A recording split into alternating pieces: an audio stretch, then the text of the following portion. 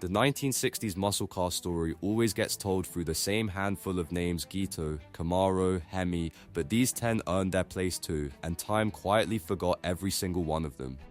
Number 10. 1965 Buick Skylark Grand Sport. The muscle car nobody credits. When GM cleared its divisions to drop big engines into mid-size cars, Pontiac got the glory with the Gito, but Buick answered fast.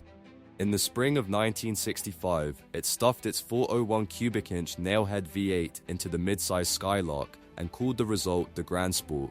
To sidestep GM's 400-inch limit for intermediates, Buick simply relabeled the 401 a 400 on paper and dared anyone to check. It made 325 horsepower and a locomotive like 445 pound-feet of torque. The air cleaner literally read Wildcat 445. Buick sold 15,780 of them that first year, and it launched a performance badge Buick would ride for decades. This was one of the very first GM muscle cars, built the same year as the Legends, and it's the one nobody ever mentions. Number 9. 1968 AMC AMMX. The two-seater America forgot it had. Little American Motors, the perennial underdog, did something in 1968 that nobody else in Detroit dared. It built a two-seat sports car to take on the Corvette and priced it for the working man.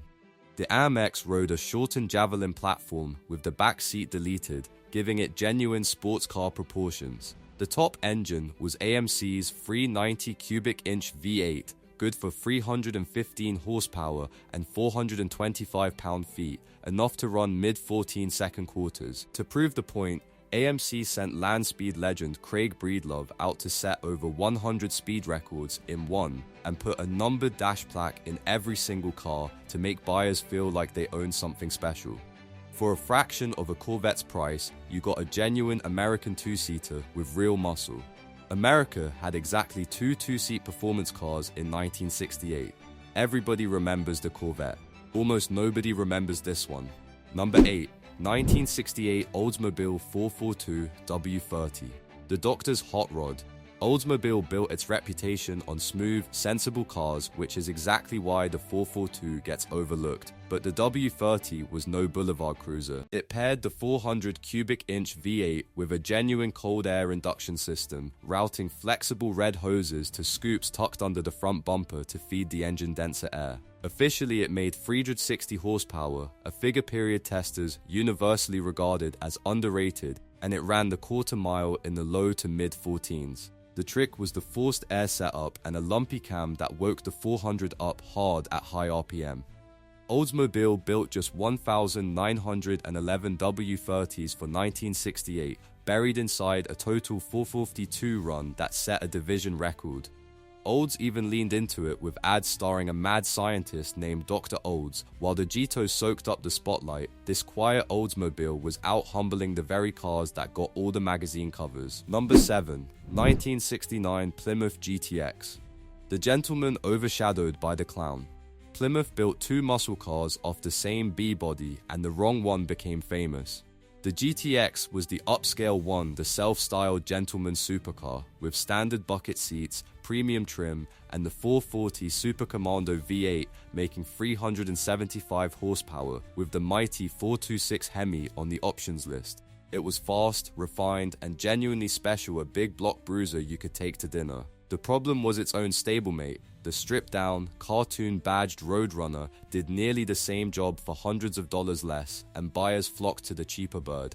The GTX managed around 15,000 sales for 1969 and slowly faded into its sibling's shadow. It did everything right and got upstaged by a car with a cartoon horn. Sometimes class finishes second to a good gimmick. Number 6. 1969 Ford Fairlane Cobra. The bird eater nobody bought. When the Roadrunner proved that cheap and brutal sold, Ford scrambled to copy the formula. The answer was the Cobra, a stripped-down Fairlane 500 with a blacked-out grille, hood pins, a 4-speed as standard, and dog-dish hubcaps hiding serious intent. Under the hood sat the 428 Cobra Jet, factory rated at 335 horsepower, but realistically closer to 400, enough for mid-14 second quarters straight off the showroom floor. It started around $3,160 and genuinely ran with the Roadrunner and the Super Bee. Ford built roughly 14,900 for 1969. One magazine said it eats birds for breakfast, and yet it never sold the way Ford hoped, and today it's so forgotten most people mistake it for a Torino. Number 5. 1969 Dodge Dart GTS 440. The compact that ran with the big boys. This one started with a Chicago dealer named Mr. Norm, whose Grand Spalding Dodge specialized in shoehorning engines that had no business fitting. The factory took the idea and ran with it, cramming the 440 Magnum big block into the lightweight compact Dart.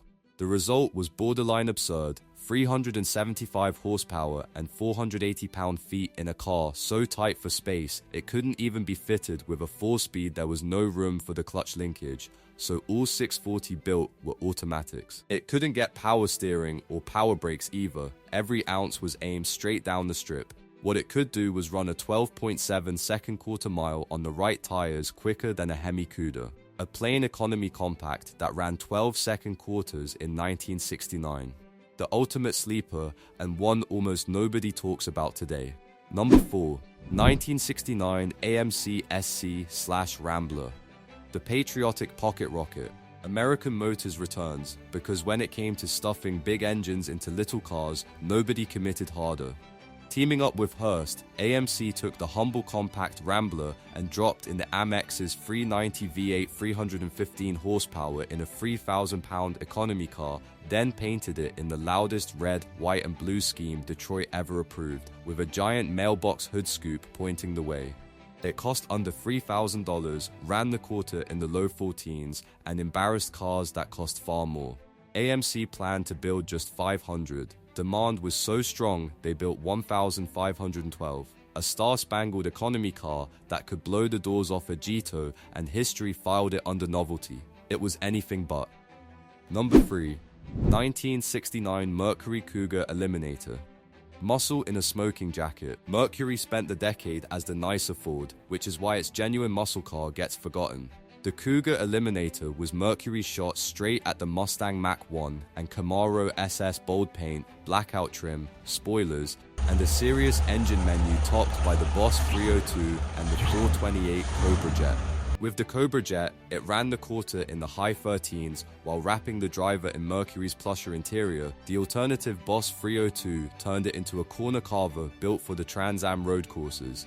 It was fast and refined in equal measure. Mercury built about 2,250 Eliminators for 1969, only a few hundred with the big Cobra Jet.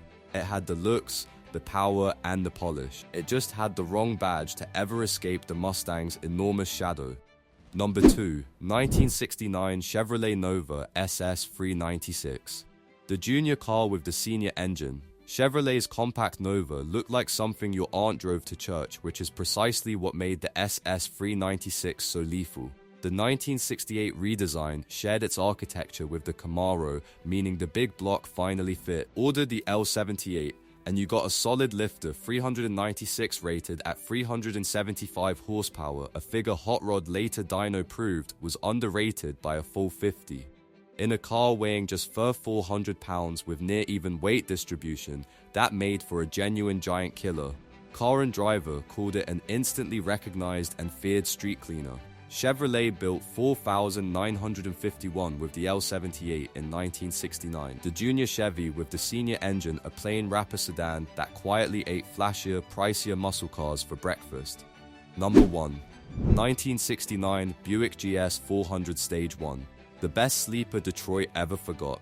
We started with Buick, and we finished with Buick because the brand everyone dismisses as stuffy quietly built one of the most devastating muscle cars of the entire decade. The GS 400 wore clean, understated lines, no wild stripes, no giant scoops. It looked like something a bank manager would drive. That was the whole point. Ordered the Stage 1 package, and Buick reworked the 400 with a hotter cam, bigger valves, and a recalibrated carburetor. The factory rated it at 345 horsepower, but just like the 65 Grand Sport, that hid its 401 behind a 400 badge. Buick deliberately underrated the Stage 1 to duck the insurance companies. The real number was closer to 400 horsepower, riding on a massive 440 pound-feet of torque.